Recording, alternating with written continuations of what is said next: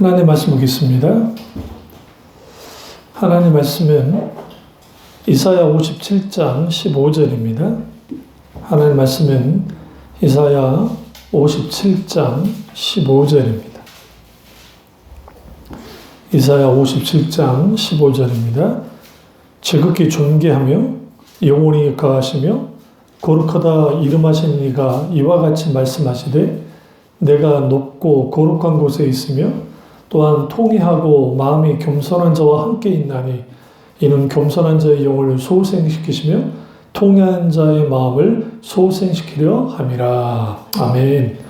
말씀 제목은 과연 하나님은 믿을만한가? 라는 제목으로 말씀 나누도록 하겠습니다. 과연 하나님은 믿을만한가? 라는 제목으로 말씀을 나누도록 하겠습니다. 앞으로 이제 이 주제를 가지고 하나님과 관련된 주제를 가지고 설교 계속 할 건데요. 믿을 수 있는 하나님, 믿어야만 한 하나님, 믿을 수밖에 없는 하나님, 기타 등등 이제 이런 주제를 가지고 우리가 이제 이 말씀을 쭉 컨퍼런스까지 쭉 이제 나누는 컨퍼런스도 이 주제로 가질 것 같습니다. 그래서 깊이 좀 들여다볼 필요가 있고요. 과연 하나님은 믿을만한가? 결론을 내자면 믿을만하지 않습니다. 왜 그러냐면 하나님이 믿을만했으면 다 믿었을 겁니다. 전 세계 모든 사람이 하나님을 믿었을 거예요. 여기에 우리가 두 가지 갈등을 해요. 하나님은 참 믿을만한 분이신데 그런데 우리는 어떤 도전을 받냐면 믿을만한 분이 아닌 거예요. 왜냐하면 우리가 생각하듯이 우리가 원하는 대로 움직여 주시면 괜찮겠는데 역사해 주시면 좋겠는데 하나님은 그렇게 하지 않을 때가 많기 때문에 그렇습니다. 다시 말하면 우리의 기대와 우리가 소원하는 것과 하나님이 우리를 향했던 모든 것들이 많은 부분에 있어서 공평하기보다는 공평치 않는 일들이 있는 것 같은 그런 것들을 우리는 경험하기 때문에 그렇습니다.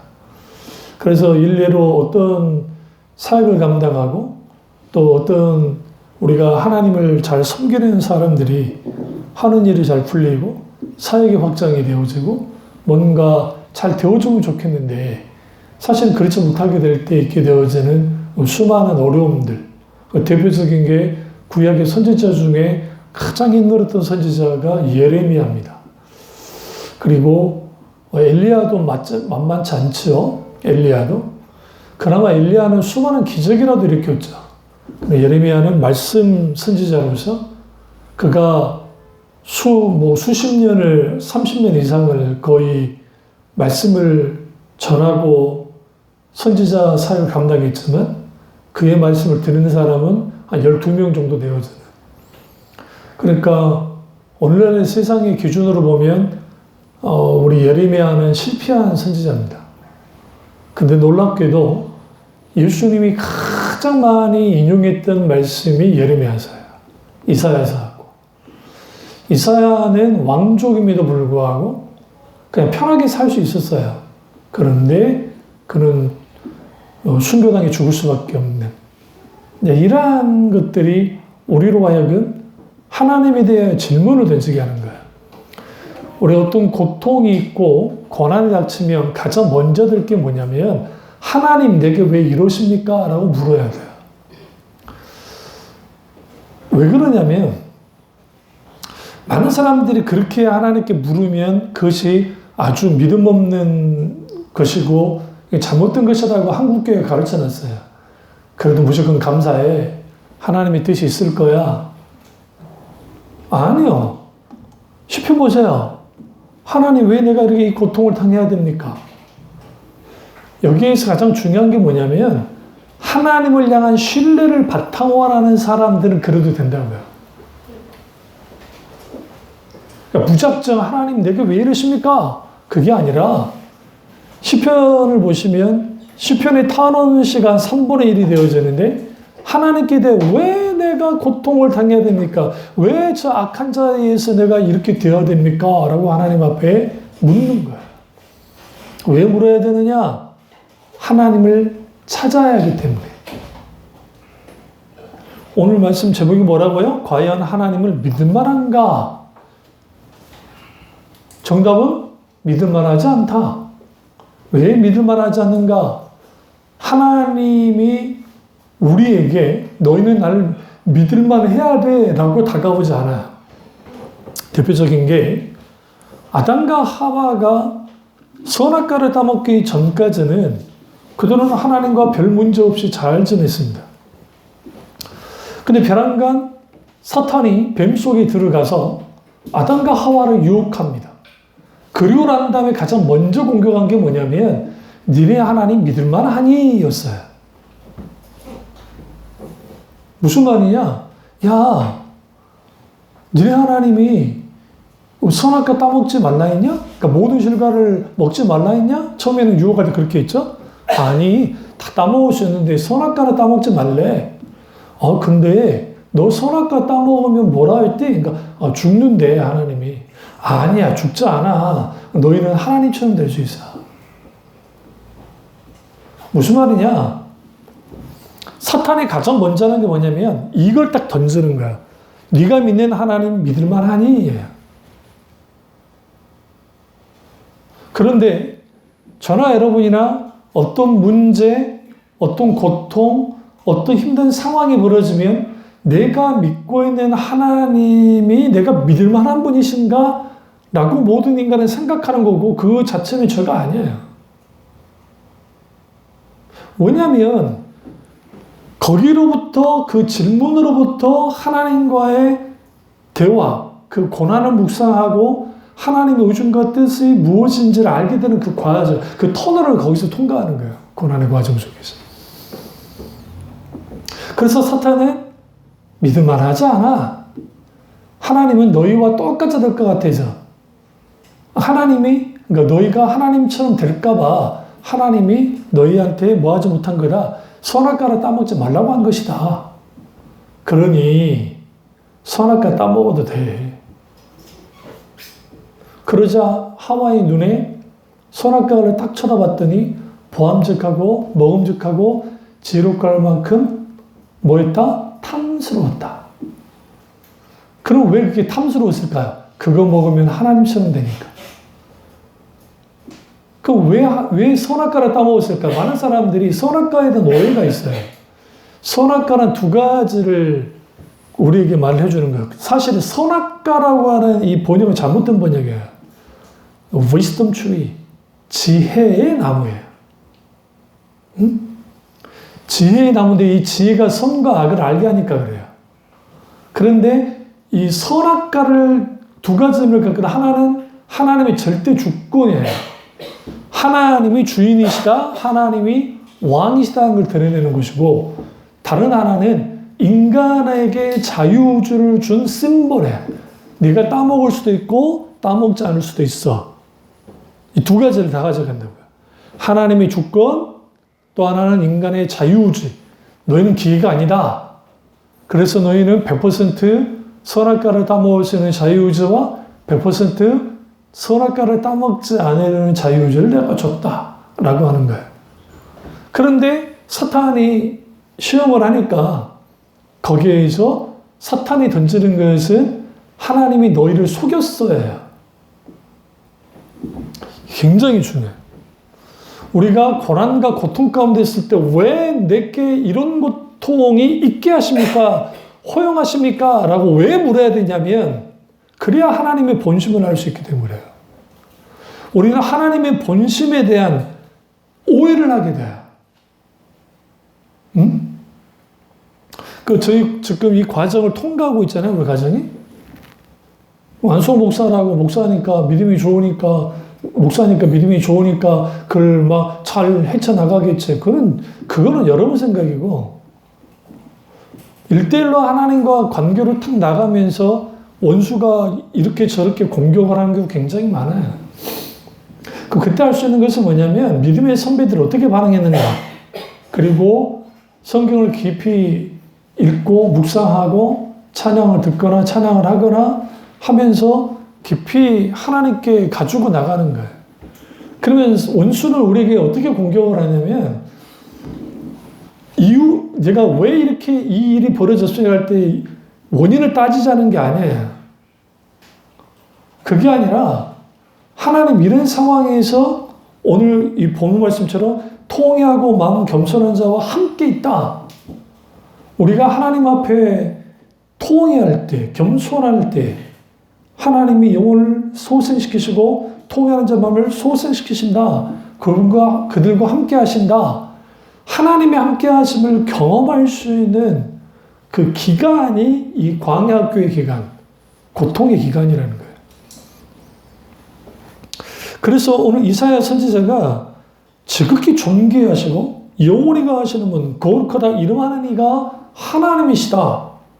근데 그분이 말씀하시기에 내가 높고 거룩한 곳에 있다. 또한 통회하고 마음이 겸손한 자와 함께 있다. 여기서 하나님의 하나님 되심을 드러내고 있거든요. 그러면 우리가 여기서 중요시 여겨야 될 게 뭐냐면 여기에서 선악과를 따먹게 되어진 아담과 하와, 단순히 선악과를 왜 따먹었다고 생각하세요? 하나님처럼 되려고. 왜 하나님처럼 되고 싶어요? 하나님의 더 이상 통치와 다스림 속에 있기를 원치 않는다는 거예요. 나는 하나님 같은 존재가 되고 싶어. 다시 말하면 자기 독립이에요. 자기 숭배라고요. 더 이상 나는 하나님을 필요로 하지 않아. 필요치 않길 원해. 그러니까 선악과를 따먹은 거예요. 하나님처럼 되려고. 이게 죄예요. 많은 사람들이 죄를 윤리 도덕적인 것만 가지고 죄로 여기는데 그건 죄긴 해요. 그러니까 하나님을 떠나게 되었으면 윤리 도덕적인 죄들이 다 일어나는 거죠. 부산물로서. 그럼 원초적인 죄는 뭐냐면 하나님께로부터 독립하는 거예요. 하나님을 떠나는 거예요. 그러면 하나님을 떠나게 되었으면 당연히 이제 과연 하나님을 믿을 만한가 라고 하는 소위 말하는 그러한 이제 질문을 던지게 되죠. 당연히 가인에게 있어서는 하나님을 믿을 만한 존재가 아니에요. 그래서 하나님을 떠난 거예요. 자기를 믿었죠. 그래서 에녹성을 쌓은 겁니다. 그러니까 아벨 이후에 셋이라는 아들을 하나님이 아담에게 주시는데 그들은 셋이 에노스를 낳고 난 다음에 여호와의 이름을 불렀다. 이 말은 무슨 말이냐면 그제서 비로소 그들이 하나님께 영광을 드리고 하나님의 신뢰하게 됐다는 거예요. 그러나 성경 역사 전체를 보시면 하나님은 과연 믿을 만한 분이었는가? 그렇지 않았다고요. 만약에 그렇다고 한다면 구약에서의 이스라엘 백성들이 우상 숭배는 무엇으로 설명할 거예요? 이상하지 않으세요? 하나님은 선하시고 좋으신 하나님이신데, 전지전능하신 하나님이신데, 왜 그러냐고요? 그 이유는 하나님은 우리를 필요를 채우는 하나님이 아니에요. 오늘 여기에서 하나님은 지극히 거룩하시고 높고 거룩한 분. 그러니까 그분은 하나님 그분으로서 계세요. 그리고 우리를 찾아올 때는 인격체이신 하나님으로 찾아와요. 그런데 사람이 원하는 것은 나의 필요와 내가 원하는 것을 이루어주는 최상의 신을 원해요. 근데 하나님이 그렇게 하지 않는다고요. 왜? 하나님은 수단을 여기면 안 되기 때문에. 그래서 우리가 기도할 때 내가 하나님께 기도하는 것보다 응답이 적은 경우가 많아요. 여기서 말하는 응답은 예스. 하나님의 응답은 100%라 했죠? 어떤 100%? 아니다도 응답인데 많은 사람들이 아니다를 응답으로 쓰지 않으니까 그래요. 여기 보면 내 하나님은 너무 작다라는 책이 있는데요. J.P. 필립스가 쓴 책입니다. 근데 이제 이분이 쓴 책에서 하나님은 무한하나 인격체이신 하나님이시다. 그럼 하나님의 크심은 그분의 크기는 형용할 수가 없어요. 중요한 것은 뭐냐면 그 하나님 그분이 크고 놀라우신 하나님을 내가 경험하는 자리로 나가야 되는데 그 하나님을 경험하는 자리는 어디냐는 거예요. 십자가예요. 예수 그리스도의 십자가, 인간의 몸으로 오신 하나님 그분을 눈으로 볼 수 있는 게 예수 그리스도의 십자가니까 그래요. 그래서 이번 주간에 성지순례 관련된 영상들을 쭉 이제 뭐 CTS나 CBS나 그런 데서 하니까 CCNL도 쭉 보면 왜 저렇게까지 저런 식으로 만들어 놨을까? 왜 저렇게까지 했을까? 눈에 보여야 되니까요. 눈에 보여야 믿으니까. 그러면 성경 시대나 오늘날 시대나 왜 하나님을 믿을 만한 분이 아닌가? 안 보여서 그래요. 이게 치명적이에요. 차라리 보여야 돼요. 부처님처럼. 불상. 재밌지 않아요? 불상 누가 만들었어요? 사람이 만들었잖아요. 그 앞에서 절해요. 기도해요. 그들 말은 이거예요. 공덕이 들어갔대요. 우주의 기운을 받아서, 모든 기운을 받아서 만들었기 때문에 신성한 것이다. 그러면 카톨릭은 어떠합니까? 카톨릭도 똑같아요. 뭐 마리아 상이 어쩌고 거기에 해가지고 성인들의 뼈, 코뼈, 뭐 미라가 된 뭐 그런 거. 그럼 불교는 그런 거 없나요? 불교도 그런 게 있거든요. 그 성물을 내요. 왜? 눈에 보이지니까. 종종 여러분 TV나 그런 걸 보시면 그 여행 프로도 마찬가지고 성당 같은 데 가보면 여기에 예를 들어 누구 성이 있다 그러면 손을 만지면서 막 한 분들 있죠. 이게 뭐냐면 이들의 신성한 기운이 내게 들어오게 해달라고 그렇게 하는 거야. 제발 우리 언젠가는 성지순례 갈 거잖아요. 좀 긋지든 하지 맙시다. 다만 재미로 하는 거는 내가 뭐라 안 해. 무슨 말인지 알죠? 저 사람 다니까 그냥 따라 해야지까지는 괜찮아. 근데 그게 막 신성한 기운이 내게 와서 그러면 안 된다고요. 그런 거 없으니까. 눈에 보여져야 돼요. 보여지는 하나님을 원해요. 보여지는 하나님을 원하니까 사람들이 여러 가지 종교적 장치를 만들어내는 겁니다. 왜? 오늘 제목으로 다시 돌아가죠. 과연 하나님을 믿을 만한가? 믿을 만하지 않거든. 아브라함 볼까요? 아브라함에게 있어서 하나님은 믿을 만한 분이었습니까? 75세에 하나님의 부름을 받아요. 그리고 그 갈 바를 알지 못하고 나와요. 그러니까 믿을 만한 분이었어요. 그때까지는. 우리는 이렇게 생각해요. 내가 믿음의 대단한 고백을 하면 그 믿음이 쭉 연결되고 이어진다고 생각하는데 그렇지 않아요. 어제의 믿음은 어제의 믿음이 요구되어지고 오늘의 믿음은 오늘의 믿음이 요구돼요. 내일의 믿음은 내일의 믿음이 요구되어지고. 그러면 사실은 아브라함은 하나님께 사기당했어요. 어떻게 사기를 당했냐면 갈대아 우르는 지금도 티그리스 강과 그 유프라테스 강 가운데 있는 그 우르 지역인데 그 우르 지역은 고대 문명의 발상지예요. 수메르 문명의 핵심 지역이고 거기에는 농경뿐만 아니라 도시국가가 엄청나게 발전한 곳이에요. 거기에 우상장의 아들로 태어났어요. 그러면 우상장의 아들이면 뭐예요? 그 시대의 정경 분리가 아니라 정치와 종교가 하나가 되어 있었기 때문에 어마어마한 오늘날 말하면 제 1등급 1등 국민이에요. 다시 말해 귀족이라고요. 근데 하나 문제가 있는 건 자식 못 낳는 거. 그 하나님이 딱 나타나가지고 너 자식 줄게. 그리고 내가 땅도 줄게. 그리고 나왔어요. 이게 왜 굉장히 중요하냐면 그 약속을 믿고 나왔다고요. 그러면 아브라함이 그렇게 나왔고 믿을만한 분이라고 여기가 나왔는데 막상 딱 준 땅이 어디예요? 가나안 땅인데 그것도 준 것도 아니에요. 그것도 400년 후에 준대. 분명히 나올 때는 내가 지시할 땅으로 가라. 땅 줄게 있으면서 하나님이 400년 후에 준대. 사기 아니에요? 또 하나가 있어요. 자식 준다며. 아들 주신다며. 아들을 안 줬어요.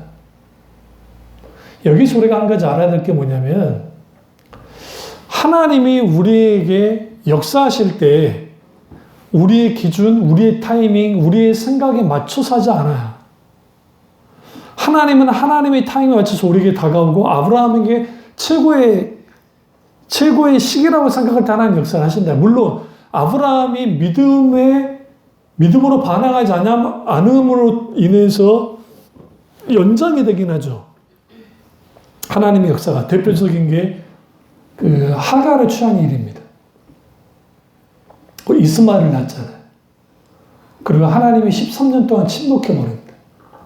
그러니까 75세에 나왔고 84세에 6세에 이스마엘을 낳았는데 그때 이 11년 사이에 그러니까 하나님과 동행 잘했던 아브라함이 하갈을 취하고 이스마엘을 낳게 되죠.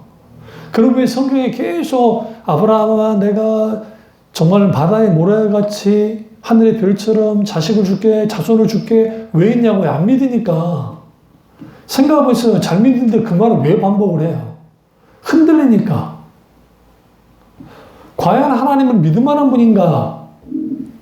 그래서 C.S. 루이스가 그 말을 한 거예요. 내가 하나님을 믿는 이유는 믿을 만한 분이 아니기 때문이다. 역설적으로도. 왜 그러느냐? 다른 종교는 믿을만 하게 만들어놨어요. 기적, 막 모든 복을 주고, 모든 뭐 어떻게 해주고, 뭐 해주고. 그런데 성경에서 말하는 하나님은 눈을 씻고 봐도 믿을 만한 분이 아니에요. 어떻게 보면. 그런데 그분은 살아서 역사하는 하나님으로서 등장을 한다는 거예요. 그러면 내게 있어서 하나님은 과연 믿을 만한 분인가? 내게는 믿을 만한 분이 되어야 돼요. 당연히. 오늘 이 설교를 들으면서 이거는 내가 하나님을 믿을 만하지 않다고 설교하는 게 아니에요. 이건 오해하면 안 돼. 근데 우리 인간의 눈으로 봤을 때는 믿을 만한 분이 아니라고요. 그 기가 막히게 크신 하나님을 만나다라는 책이 있어요. 루이 기글리오 이분의 그 책인데요. 여기 보면 그분에 대한 신뢰가 흔들릴 때라는 챕터를 보시면 하나님은 우리가 이해할 수 있는 것보다 훨씬 광대한 분이시다. 그러나 그 사실을 알고 있다고 해서 자동적으로 하나님을 사랑하고 신뢰하게 되지는 않는다. 많은 사람들은 하나님의 의도와 그가 신뢰할 만한 분이고 사람들의 필요에 민감하시며 모든 일에 정하신 때가 있음을 신뢰하지 않는다. 그들은 자신의 이야기가 매우 작고 자기 중심적이며 아무 보상도 없음을 모르고 하나님 이야기 속에 포함되기를 거부한다. 다른 사람에 대한 신뢰는 그 사람의 능력이나 지위가 아닌 다른 데서 시작해야 한다. 시간이 흐르면서 검증된 품성을 바탕으로 해야 된다. 이 말은 무슨 말이냐면 하나님에 대한 신뢰가 왜 많은 경우에 흔들리냐면 하나님의 인격을 바탕으로 하지 않기 때문에 그래요. 하나님의 능력에만 바탕을 해요. 그러니까 기도를 했는데 병이 낫지 않네? 기도를 했는데 내 문제가 해결되지 않네? 하나님이 전지전능하다고 하면서 왜 내게 이 역사를 해주지 않지? 그렇게 따지면 디모데 병은 왜 하나님이 안 고쳐주셨어요? 오늘날 말하면 디모데가 고혈압이 있는 것 같은데 아니면 당뇨나 그러니까 바울이 그 말은 바울이 얼마나 능력이 좋네요. 어마어마한 치유 사역을 감당했었고 근데 디모데 전서를 보세요. 디모데에게 편지할 때 너는 포도주를 좀 쓰면서 네 그 병을 다스려라라고 합니다. 일종의 약으로 쓰라는 거예요. 포도주를. 고대 사회에서는 포도주가 상처를 소독하거나 약을 바르는 걸로 먹고 위장 같은 것도 약으로서 쓰게 됐고 올리브도 마찬가지예요. 그랬거든요. 우리 삶에서 일하시는 하나님 나와 함께 하시고 내게 긍휼을 베푸시고 역사하는 그 하나님을 우리가 온전하게 만나야 그분이 믿을 만한 분인 것을 알게 되어져요. 그러니까 무조건 우리에게 이렇게 막 건져주는 분이 아니라고요. 그러니까 힘든 거야. 이해가 되지 않고 당장 하나님이 해줬으면 좋겠는데 안 해주거든. 하나님을 제한하지 말라라고 하는 책이 있는데요. 존 험터라고 하는 그 분이 쓴 책입니다. 이때 여러 일로 인해서 하나님이 이제 제한을 받는, 대표적인 두려움으로 인한 제한 받는 거, 불신앙으로 인해 제한 받는 거, 인간의 본성 때문에 하나님이 제한을 받아요. 어떻게 제한을 받냐면 내가 생각하는 하나님이 있고 나에게 다가오신 하나님이 있다고요. 그래서 우리가 너무 쉽게 여호와 이레 하나님, 여호와 니시 하나님, 나의 하나님 되어 주십시오라고 기도한다고 해서 그런 하나님이 내게 나타나지지 않아요. 하나님이 먼저 찾아오셔서 우리에게 비춰주셔야 돼요. 그러니까 우리는 여기에서 하나님 그분이 제한당하실 때가 있다. 그때는 단순히 우리가 의심하고 불신하기 때문에 그건 당연한 것인데 어쩔 때 하나님이 제한 받으시냐면 내가 하나님과 나 사이에 뭔가가 딱 막고 있을 때, 가로막고 있을 때 그것이 어떤 것이든 그걸로 인해서 하나님이 제한을 받아요. 근데 여기서 중요한 게 내가 의지하는 거예요.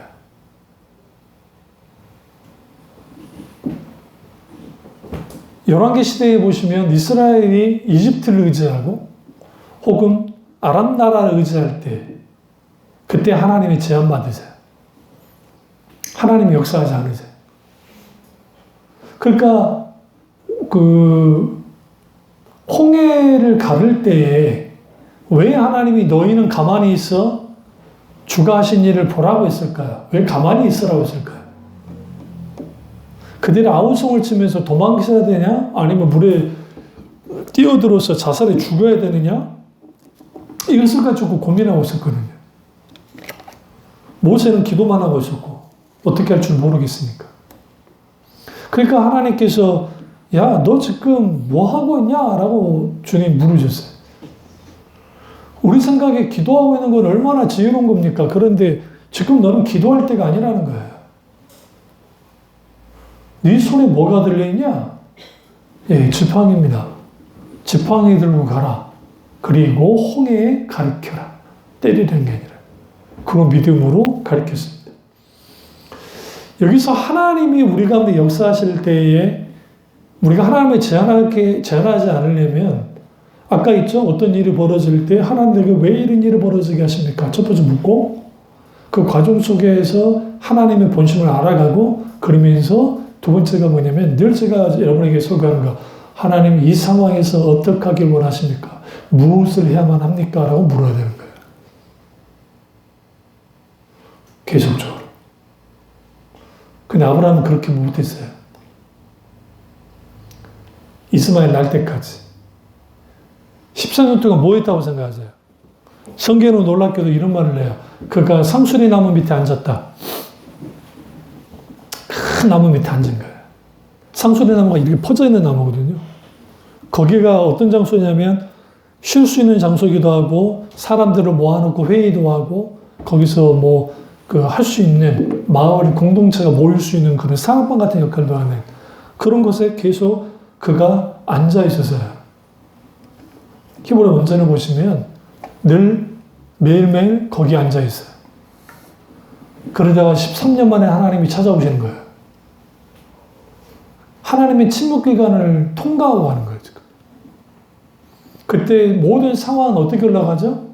이제는 사라는 애를 낳을 수 없는 상황이고, 이제는 아브라함도 낳을 수 없는 상황이에요. 특별히 사라가. 경수가 끊어졌으니까. 그러면 당연히 이제 더 이상 하나님의 역사는 일어나지 않을 것 같은데, 천사의 모습으로 찾아오신 주님을 만나게 되고, 그리고 하나님께서 너가 1년 후에 아들을 낳을 것이다 라고 주님 말씀하시고 떠나십니다. 그때 그들이 웃죠. 말도 안 된다고. 그 믿음 행동은 아니거든요. 어이가 없는 거야. 무슨 말이냐? 하나님에 대한 기대감조차도 없어요. 앞서 말했지만 아브라함이 하나님께 사기를 당했다니까요. 갈대아우로 땅만 갖고 있어서 얼마나 좋은데. 근데 거기로 들어왔어요. 땅이 있었나요? 한 털도 없었어요. 걔는 나그네로 살았어야 돼. 하루아침에 귀족이 그냥 또돌이 신세가 된 거예요. 물론 족장이긴 했지만 그의 신분은 불안해. 근데 하나님은 보라는 거예요. 왜 그에게 그걸 맡겼는가? 왜 하나님 바로 주지 않았는가? 그 여러 이유가 있습니다. 성경 보시면 가나안의 죄가 차지 않았기 때문이고 첫 번째는. 그리고 두 번째는 하나님이 번성케 하신다는 약속을 지키기 위해서. 여기서 명심하셔야 해요. 아브라함은 400년 전에 죽었지만 모세의 당시 모세가 가나안 땅 들어올 때 여호수아를 통해서 들어올 때 그의 신앙은 살아있었어요. 성취돼요. 성취. 우리는 시간의 제한을 받지만 하나님의 시간의 제한을 받지를 않아요. 그래서 하나님이 이루실 때 내 당대에 이룰 거라 생각하면 큰 오산이에요. 하나님은 각 시대를 향한 하나님의 뜻을 가지고 움직여요. 아브라함이 그걸 원했거든. 그리고 사라가 죽었을 때에 막벨라굴을 사는 이 아브라함의 이 믿음의 행동이 이게 엄청난 사건인 거예요. 우리는 그걸 단순히 그냥 매장제를 샀다고 생각하지만 하나님의 땅의 언약에 대한 믿음을 그가 먼저 깃발을 꽂아버립니다. 그리고 400년이 지나서 모세가 요셉의 유골을 갈고 나올 때 어디를 향해 가는 겁니까? 헤브론. 아브람과 이삭과 야곱이 묻혀있는 막벨라고로 헤브론 지역에 있는 땅, 그쪽으로 오는 거예요. 그게 가나안 땅이니까. 그러니까 여기에서 우리는 좀 더 깊이 생각해야 될 게 저나 여러분이나 과연 하나님이 믿을 만한 분이십니까? 사람들이 이렇게 생각해. 내게 뭔가를 해주셨고 내게 뭔가 역사해 주셨기 때문에 하나님은 믿을 만한 분이십니다. 그럴 수 있습니다. 그냥 해주지 않으시면요. 이게 문제인 거예요. 이게. 왜 다른 사람들, 악한 사람들은 잘 먹고 잘 살고 대충 신앙생활 하는데 불구하고 잘 나가는데 우리는 왜 이 모양의 꼴이지? 신앙이 본질 가운데 있고 본질적인 목회를 하는데 목회 사역이 확장되지도 않고 그런데 정말 쇼맨십을 발휘하면서 이렇게 저렇게 하는데 사람들이 미어 터지고 거기에 정말 사람들이 으쌰으쌰하는 그런 교회들을 보면 하나님은 그들을 특별히 사랑하시고 우리는 특별히 사랑하지 않아서 이런 일이 벌어지는 것인가? 여기서 우리는 한 가지 알아야 될 게 하나님은 모두에게 공평하지 않아요. 우리는 너무나도 잘못 이해하고 있는 것 중에 하나가 그 송명희 시인이 공평하신 하나님, 이제는 공평하신 하나님이 하는데 그 뭐가 공평을 해요? 하나님이 공평했으면 달란트 주실 때 5달란트, 2달란트, 1달란트 주시면 안 되지. 다 1달란트씩 줘야지. 아니면 5달란트 줘야지. 하나님이 우리에게 맡기실 때 세상 눈으로는 공평하지 않게 보여요. 응? 하나님은 공평하지 않는다는 게 아니라 않게 보여요. 그런데 하나님은 우리에게 반응하실 때 우리의 업적을 가지고 우리의 성과 가지고 반응하지 않아요. 평가하지 않아요. 그러니까 수천 명, 수만 명의 목회를 했으니까 하나님께 큰 상급 받겠지. 소위 인과율의 신앙을 가지고 그 눈으로 보면 그럴 것 같잖아. 근데 그런 분들이 하나님의 영광을 너무 많이 가져가 버려요. 본인이 높아져가지고. 그래서 2달란트 받은 자나 5달란트 받은 자나 동일하게 주님이 착하고 충성된 자가 적은 일에 충성했음에 라고 주님 말씀하실 거예요. 그러면 그 하나님이 내게 믿을 만한 분인가? 아브라함이 믿을 만한 분이었는가? 믿을 만한 분이었어요. 요셉은요? 요셉에게 하나님은 공평했습니까? 아니요. 요셉은 그렇게 고생하면 안 돼. 우리는 요셉이 총리 된 거 아니까 그깟 고생 별거 아니겠다. 왜? 총리 됐잖아. 성공했잖아. 아니요. 안 당할 일을 당했잖아요. 형제한테 죽을 뻔했고, 형제한테 팔렸고, 또 주인 마나님한테 그렇게 됐다가, 응? 감옥에 갇히고, 감옥에 갇혔다가 총리가 됐어요. 총리가 됐는데 일 잘못해봐요. 바로 죽는 거죠. 뭐 그 자리가 무슨 막 영광의 자리라 생각하십니까? 근데 성경에는 하나님 함께 하셨다잖아요. 그 성경에 나오는 이삭에게는 그러면 하나님은 공평이 있습니까? 아비멜렉이 이삭이 우물을 팔 때마다 다 빼앗아. 이 우물을 빼앗고, 저 우물을 빼앗고, 블레셋이라고 하는 도시국가 국경선쯤 돼서 또 이삭이 파니까 거기서도 우물이 나온다고요. 그걸 보고서야 아비멜렉이 찾아와요. 그러면서 하는 말은 뭐예요? 야, 나랑 계약을 좀 체결하자. 회맹을 좀 하자. 맹약 좀 하자. 그 순한 이삭이 어떻게 반응합니까? 야, 좀 따지는 거야. 야, 네가 이거 왜 이렇게까지 하면서 왜 나하고 이렇게 맹약을 하자고 하느냐? 그거 하는 말이 웃겨요, 아비멜렉이. 뭐라는 줄 아세요? 너와 함께 하시는 하나님을 내가 봤기 때문이다. 아브라함과도 하나님이 함께 하셨어요? 정말 공평하지 않는 것 같아. 아들 빨리 주셔야지. 그런데 하나님이 함께 하시고 우리 눈에는 이해가 되지 않을지라도 하나님은 그것을 통해서 하나님이 우리를 위해서 최상의 그것을 우리에게 주시고 우리에게 열매를 맺게 만드시는 거예요. 그래서 결코 우리를 고통스럽게 하고 우리를 고난 가운데에서 막 개고생 키려고 하지 않아요. 그리고 그것을 허용하실 때는 감당할 만한 믿음이 있기 때문에. 그래서 신약에서도 야고보 사도도 그렇지만 감당할 믿음밖에 시험하지 않으신다. 감당할 만큼만 하나님이 우리에게 시험을 허락하신다는 거죠. 그러면 여기서 우리는 또 다른 한 가지, 그 요셉이 당했던 그 험난한 세월들 누가 보상해줘요? 그러니까 우리가 막 꿈의 사람 요셉 막 그런 소리를 하도 들으니까 예전에 막 강준면 목사님 글에서도 그렇고 책도 히트를 치고 그런 설교들을 하도 하니까 꿈을 잃지 말고 그 꿈을 품고 나가면 무슨 꿈이에요. 요셉에게는 그런 꿈 다 있었어요. 성경 보시면. 그런 생각 안 해보셨어요? 하나님이 형통케 하실 때 보드발의 집에서 탈출에 성공한 거예요. 그럼 요셉이 어디로 돌아와야 돼요? 아버지 집으로 돌아와야 되죠. 아버지 집으로 돌아온 요셉 때문에 무슨 일이 벌어질까요? 야곱의 아들들 다 죽여야 돼요. 우리는 그 법을 모르죠. 아버지를 속였는데 요셉을 죽였다고 속였잖아요. 죽었다고 짐승에. 실상은 죽이려다 팔았잖아요. 그러면 거기에 동참하지 않은 르우벤과 베냐민 빼놓고는 아버지는 다 죽여야 돼요. 그 시대는 아버지가 죽일 수 있어요.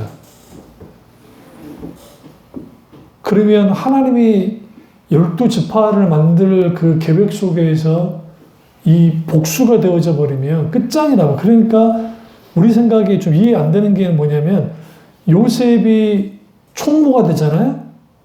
그러면 집이 어디 있냐? 주인집 안에서 사는 게 아니라 밖에서 살아요.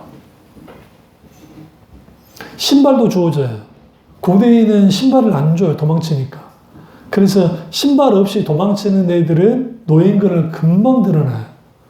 옷도 그런 옷 주지 않아요. 그러나 총무 일을 하게 되면 옷부터가 다 달라요. 신발을 다 신고 있고. 그럼 충분히 마음만 먹으면 도망칠 수 있다고요. 그런데 왜 요셉이 도망칠 마음을 못 가졌을까요? 겁이 나가지고 잡힐 게? 아니요. 갈 데가 없어요. 그 상태로 아버지 집에 가보세요. 더 놀라운 건 뭔지 아세요? 총리가 됐는데도 아버지 집 갈 생각을 안 해요. 아니, 여러분 좀 생각해 보라고. 저 같으면 이제 이 정도 됐으니까 아버지라도 모시고 와야 되겠다 할 것 같은데, 안 되잖아요. 그건 뭐냐면, 요셉은 야곱에게 죽은 아들이에요. 그냥. 요셉도 그렇게 여기며 살았어요. 그래서 뭐 게루소, 그 므낫세, 그 다음에 에브라임이라는 이름을 지을 때 모든 게 잊혀진 바 되어졌다. 그런 이름을 애들한테 붙여요. 여러분, 요셉은 믿음의 사람이에요. 자식 이름 지을 때 어떻게 지을까요? 애굽식 이름을 지을까요? 아니요. 당연히 히브리식 이름을 지어줘야 되는데 두 사람에는 그 이름을 짓지 않는다고요. 그것은 완전히 단절이 되는 거죠. 그럼 그걸 보면 과연 요셉에게서는 하나님의 믿을 만한 분이었는가? 우리 이렇게 생각하죠. 형통했으니까 하나님을 믿을 만한 거다. 근데 그 형통이 그런 형통이 아니라니까요. 그러니까 내가 출세했어요. 그런데 내 가족 더 이상 보지도 못해요. 그때 사랑하는 아버지. 만약에 요셉이 하나님이 그런 거 상관없이 요셉이 군대를 끌고 가가지고 아버지만 모셔오면 아버지가 퍽이나 좋아하겠네요. 야곱이. 그러니까 이렇게 할 수도 없고 저렇게 할 수 없는 그런 상황이 있던 사람이 누구냐? 요셉입니다. 요셉. 그러면 성경 전체를 딱 줄을 보시면 여러분이 이제 과연 하나님을 믿을 만한 분이신가? 다시 결론을 말하면 믿을 만한 분이 아닙니다. 그런데 믿어야만 하는 하나님입니다. 근데 그것이 내 믿음으로, 내 의지로 믿어지는 게 아닙니다. 하나님의 은혜 가운데 성령의 놀라우신 역사 속에서 그 하나님을 믿어야 돼요. 그래서 히브리서 기자가 히브리서 11장 1절과 2절에 믿음은 바른 실상이요 보지 못하는 증거니 선진들이 이로써 증거를 얻었느니라. 믿음은 보는 거, 보이는 거, 그를 믿는 게 아니고 보이지 않는 것을 믿는다는 거예요. 그 근거가 어디로부터 와요? 보이지 않는 하나님. 그럼 그 보이지 않는 하나님이 우리에게 찾아오셔야 돼요. 우리의 삶의 현장 속에서. 그런데 우리가 생각하듯이 일이 잘 풀리면, 그러니까 우리가 간증 같은 데를 보시면 두 가지로 극명하게 나누어져요. 새롭게 하소서나 뭐 매일 내가 기쁘게 막 그런 그 감정들을 보시면 기도하면서 잘 막 풀린 사람들 그런 감정만 해요. 하나님은 안 되는 걸 없습니다. 하나님은 되는 대로 다 해주시는 하나님입니다. 그런 간증도 하지만 또 한편으로는 그 고난을 통과한 사람들의 간증들은 전혀 달라요. 그때 나오는 게 그럼에도 불구하고요. 그럼에도 불구하고 우리는 하나님 그분의 은혜가 있었음을 압니다. 그래서 사드락과 메삭과 아벳느고에 있어서 하나님은 믿을 만한 하나님이었어요. 풀무불에 던져줘도. 근데 그것이 어디서부터 온 걸까요? 그들 스스로에게 하나님 잘 믿습니다. 그건 아니에요. 하나님과의 인격적인 관계 가운데 있었기 때문에. 당신이 찾던 하나님이라는 책이 있어요. 맥 브룬슨이라는 분이 쓴 책인데요. 여기에 머리글에 이런 게 있습니다. 어떤 사람이 신학자이자 철학자인 스프롤 박사에게 오늘날 가장 시급한 영적 문제는 무엇입니까? 라고 물었답니다. 그러니까 스프롤 박사가 주저없이 요즘 사람들의 가장 시급히 해결할 영적 문제는 바로 참 하나님을 발견한 것입니다. 라고 대답했다는 겁니다. 그리고 두 번째 질문이 이어져서 그러면 신자들이 해결해야 할 가장 영적인 문제, 시급한 문제는 뭡니까? 라고 말하니까 스프롤 박사가 이렇게 주저없이 말했답니다. 뭐라고요? 참 하나님을 발견한 것입니다. 신자들이 하나님의 속성과 성품과 본성을 이해한다면 그들의 삶에 혁명이 일어날 것입니다. 그들도 하나님을 발견해야 된다는 거예요. 참 하나님을. 인격적이신 하나님을. 그러니까 우리가 여러 종교들이 막 이런 신, 저런 신, 막 그런 신들이 있잖아요. 그런데 우리가 믿는 하나님은 살아서 역사하신 하나님인데 성경에서 말하는 그 하나님을 만나고 경험하고 알아야만 해요. 그래야 하나님은 과연 믿을 만한 분인가? 인간의 관점에서는 믿을 만한 분이 아닌데 놀랍게도 하나님 은혜가 주어지고 인격적인 하나님 만나고 경험하게 되어지면 믿을 만한 분이라는 것을 알게 돼요. 근데 어떻게 그분을 믿냐? 그분 없이는 살 수 없는 나를 알기 시작하는 거예요. 발견하는 거예요. 하나님이 나를 버리시면 내가 설 자리가 없고 주님 없으면 살아갈 수 없습니다. 그게 신앙의 이유이고 우리가 하나님을 믿어야 될 이유예요. 그런데 하나님 없이도 잘 사는 사람들이 많아요. 아브라함이 하나님을 믿었다 할 때에 이삭을 태어났을 때 그럼 그 믿음의 정점이라 생각하지만 그렇지 않습니다. 이삭이 나이 약 15살에서 17살 됐을 때 하나님이 모리아라는 땅으로 가게 했고 아들 이삭을 바치게 만듭니다. 이 행동은, 이 하나님의 요구는 절대로 하나님이면 하지 않는 일이에요. 하나님이 인신제사를 받지 않으십니다. 근데 인신제사를 요구하시는 거예요. 그때 아브라함이 3일길을 가고 모리아 산에 올라갑니다. 그리고 칼을 들어서 어떻게 하죠? 번제를 드리려 하죠. 내리칠 때 하나님이 급하게 막죠. 그리고 예비해둔 순양을 통해서 하나님께 번제를 드리게 만듭니다. 이때 아브라함이 왜 그게 가능했을까요? 히브리서 기자가 죽은 자 다시 살아날 것을 믿었으니까, 맞아요. 그 부활의 믿음을 가졌으니까. 그럼 또 하나가 있어요. 그게 뭘까요? 하나님만이 가장 그의 자신의 아들보다도 하나님이 더 소중해요. 하나님 없이는 살 수가 없어요. 하나님 그분만을 내가 의지하고 살아갈 수 없는 존재를 알고 있어요. 실제로 그랬고. 그게 하나님 앞에 믿음을 갖는 사람들의 태도예요. 응? 그 야곱이 베냐민을 포기한 거 그것이 똑같은 사건이라 했잖아요. 모리아산에서 아브라함이 이삭을 내놓을 때나 이집트로 가야 되는 베냐민을 내어주는 거나 똑같다고요. 그때 비로소 하나님이 아브라함이 뭐랍니까? 이제서야 네가 나를 경외하는 줄을 두렵고 떨림으로 나를 사랑하고 섬기는 줄을 내가 안다라고 말씀하시죠. 그래서 하나님은 믿을 만한가 할 때에 우리는 하나님이 이것도 해주시고 저것도 해주시고 이 문제를 해주시고 저런 문제를 해주시면 내가 믿을 만하지만 이 문제 해결되지 않으시면 하나님은 믿을 만한 분이 아닙니다 라고 하는 조건이 붙는 신앙이 아니고 인격적이신 하나님 그분, 그 하나님 그분의 그 본심, 그리고 하나님이 내게 내 인생 전체를 목적하시고 계획하시고 이끌어 가시는데 비록 내가 볼품없는 그런 상황 가운데 있다 할지라도 또 내가 병든 중에 있다 할지라도 과연 내게 하나님 믿을 만한 분이신가? 이사야 선지자가 그분의 영혼을 소생시키시고 마음을 소생시키는 분이다. 어떤 자에게? 겸손한 자에게, 통회하는 자에게.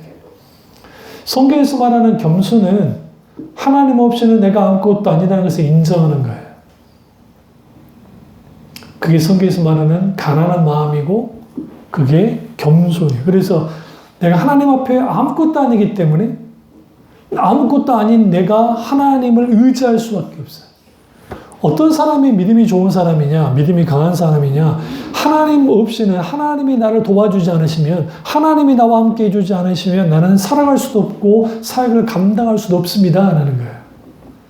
본용주의나 소위 말하는 은사주의자들은 자신의 믿음을 강화를 시켜서 그 마음을, 그래서 임파테이션 파쇄시키고 전이시키고 그래서 믿음으로 믿음의 역사가 이루어집니다. 말의 능력으로 선포하고 하면 그것을 통해서 소위 말하는 믿음의 역사가 나타난다고 가르치는데 그게 강한 믿음이라고 가르치는데 성경에서 말하는 진짜 믿음은 뭐냐면 하나님 그분을 전적으로 신뢰하는 거예요. 의지하는 거예요. 그분을 사랑하는 거예요.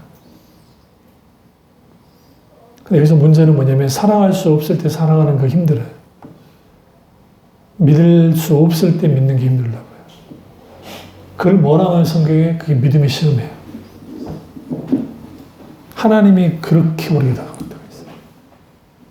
그러니까 그렇게 다가왔을 때에도 하나님을 믿는 사람이 진짜 하나님을 믿는 사람들이에요. 그게 아니었을 경우에 하나님께 반감을 가지고 하나님께 대하여 대적하는 사람들이 있죠. 왜? 왜 대적합니까? 내가 생각하는 하나님이 아니거든. 그러니까 저나 여러분이나 좋아하는 말씀이 뭐예요? 58장 11절 여호와가 너를 항상 인도하여 메마른 곳에서도 내 영혼을 만족케 하며 내 뼈를 견고케 하느니 너는 물든 동산 같겠고 물이 끊어지지 않은 샘 같을 것이다. 이런 말씀 너무너무 좋지. 응?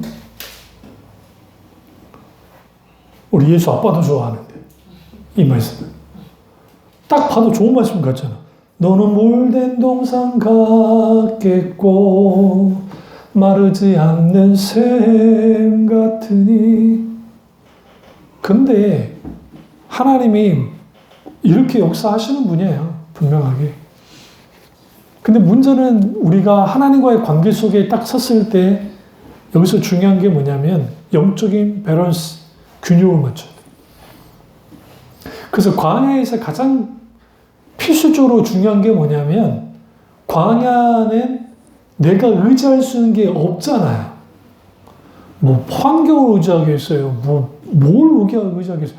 물도 찾을 수도 없고 그늘이 막 있는 것도 아니고. 그러니까 하나님이 어떻게 하죠? 구름기둥과 불기둥으로 인도해 주셨잖아요. 광야에서. 그러니까 그걸 통해서 우리는 환경과 상황과 사람을 의지하는 것이 아니라 하나님을 의지하기 시작할 때, 그리고 전적으로 그 하나님을 의지하고 나아갈 때 하나님을 믿을 만한 분인 거예요. 엘리야에게 있어서는 하나님을 믿을 만한 분이었습니까? 비를 내릴 때까지는 믿을 만한 분이었어요. 어마어마한 일이 벌어졌죠. 근데 이스라엘에 들어갔을 때 이세벨이 죽인다고 하니까 거기서 무너져 버렸어요. 사람 여왕 한마디, 왕비 한마디 말에 의해서 무너져 버렸어요. 그리고 로데남 밑에서 죽여달라고 했어요.